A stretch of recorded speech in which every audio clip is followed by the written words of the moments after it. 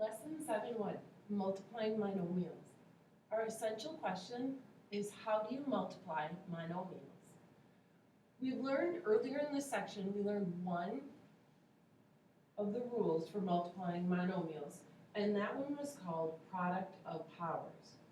Now today we have two new properties to use. Power of a power. This property, a power you can think of as an exponent. So power of a power means basically we have an exponent on an exponent. So it would look something like this. And what this property means is that you would multiply together the two exponents. So x to the power of a, all raised to the power of b, is the same as x to the power of a times b. So multiply the exponents.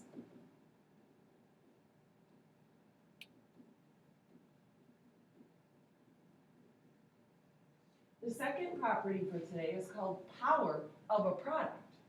Power of a product. So that means that we are going to have the product inside our parentheses and then a power outside of it.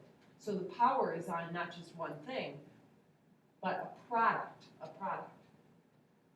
When this happens, we need to distribute that power to each of the parts of that monomial. So distribute the exponent. And if there was an exponent already there, we would combine this property with what we said on the power of a power, and we would have to distribute the exponent and multiply it times whatever exponent was already there.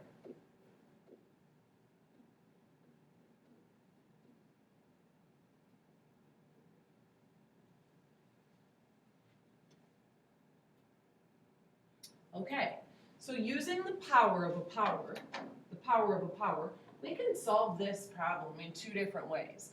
So the first way I'm going to show you would be multiplying, because we said when you have a power on a power, you can multiply them together. So I would get 2 to the 6th power. Now, because 2 to the 6th power might not be so easy to do in your head with mental math, you might need a calculator, you might not, I'm not sure. The second way might actually be what you prefer. So 2 to the 6th power is 64. The second way, though, which I happen to prefer for this problem, because I know 2 to the 3rd power is 8, I prefer to simplify it using the order of operations, so working inside the parentheses first. 2 to the 3rd power is 8, 8 to the 2nd power is 64. That takes less thought for me than calculating an exponent like 6. The second example, we could solve one of two ways again. We have a power of a power of a power. So I could multiply them together. 2 times 3 is 6, times 2 is 12. There's no possible way I can do that one in my head. Sorry. Or I could work with my order of operations. 3 squared is 9. And then 9 to the 3rd power, that one I can do in my head also. 9 times 9 is 81, times another 9 is 729. Now, I cannot square that in my head. So either way, I need to use a calculator on this problem. So the answer is 531,441.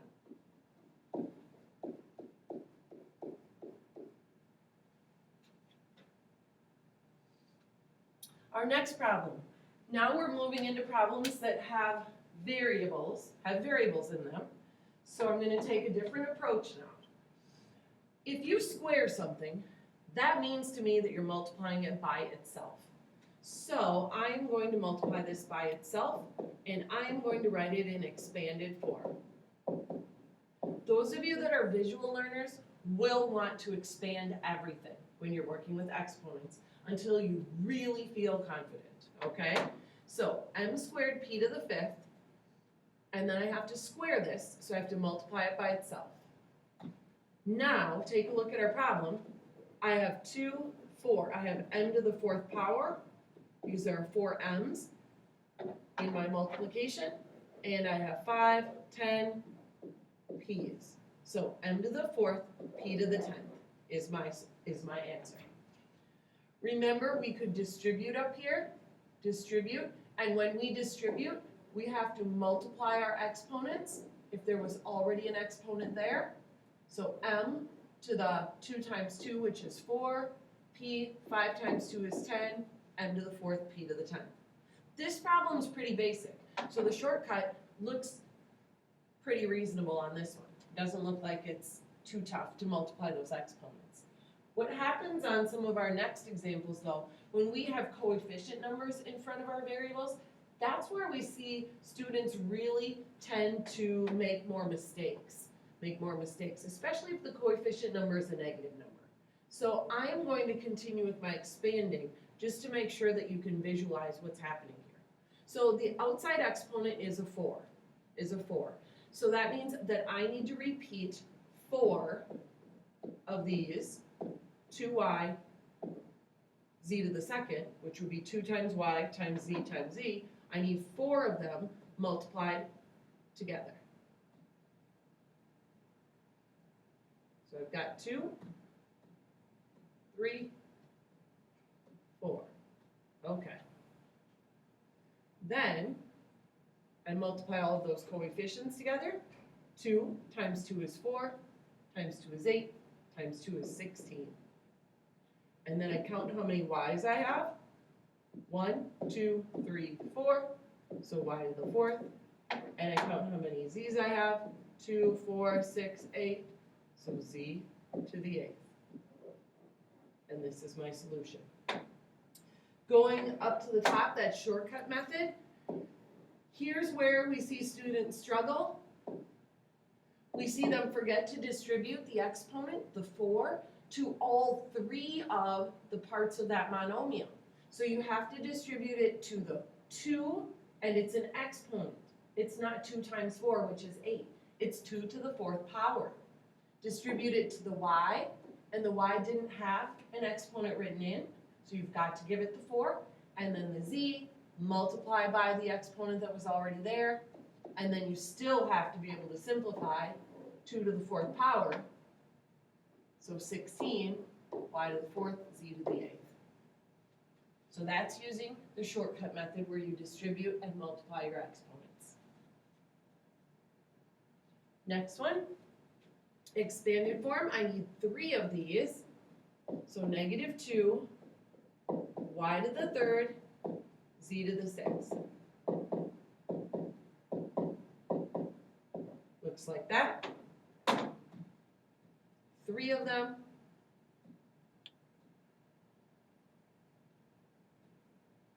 And then I multiply them all together. -2 times -2 is 4, times another -2 is -8.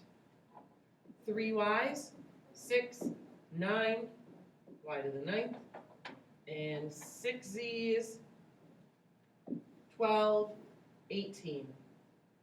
Oops, it's not a very good z. Z to the 18th. Okay. Up to the top, if I distribute my exponent here, what I really want you to remember is that negative numbers you should have in parentheses. So -2 to the 3rd power, if you're thinking about it or putting it in your calculator, you want the parentheses there. -2 times -2 times -2. Then y to the power of 3 times 3, which is 9, z to the power of 6 times 3, or 18. And -2 to the 3rd power, again, somewhere where we see quite a few mistakes, -8. Because if you have 3 negative numbers being multiplied together, the sign will always be negative. Okay, our next one. On this problem, I'm going to take a little bit different approach here. I'm going to work from the inside out when I expand. So I'm going to do 2 of these 5 r to the 3rd t,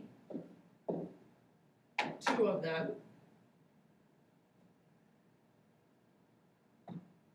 And then remember, this is still being raised to the 2nd power outside of my bracket.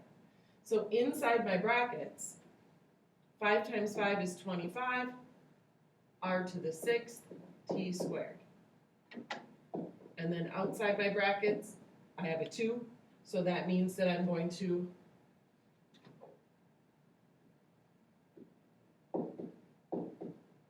need 2 of these.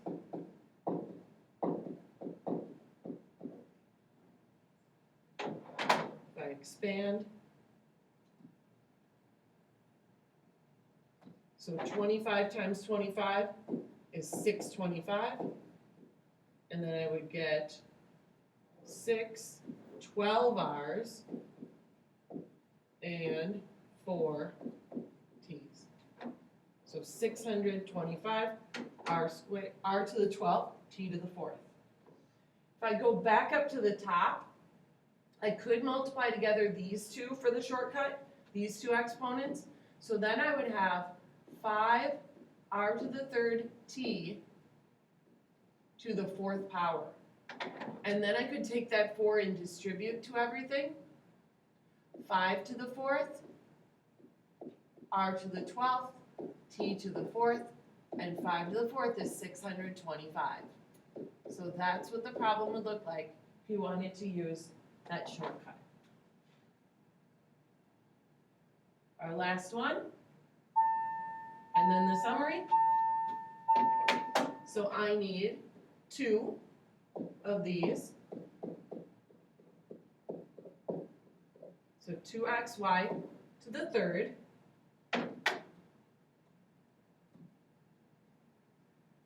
like that.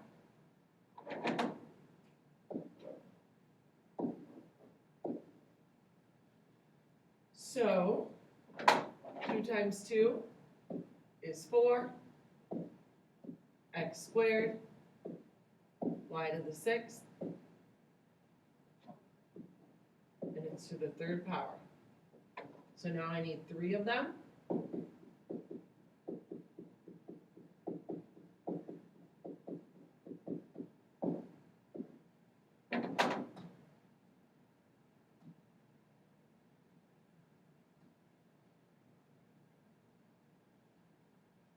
And now I multiply these together. 4 times 4 is 16. 16 times 4 is 64. I have 2, 4, 6 x's. And I have 6, 12, 18 y's. So here's my answer. If I go back up to the top, I could multiply together the 2 and the 3 because those are both power of a power. I can't multiply together the 3 that's inside the parentheses though, because that's only on the y. So 2 times 3 is 6, so then I could distribute this exponent and get 2 to the 6th, x to the 6th, y to the 18th, and then 2 to the 6th power is 64. So 64, x to the 6th, y to the 18th. So now you have 3 exponent rules to remember. 3 exponent rules to remember. And you've got a lot of options for solving your problems. You can always expand, or you can try to remember the 3 individual exponent rules and be really careful about using them. Be careful about when you add your exponents, when you multiply your exponents, when you distribute them, because the more rules that we learn, the more difficult it is to try to memorize everything. You can write your summary now, answering your essential question, and here are your homework problems.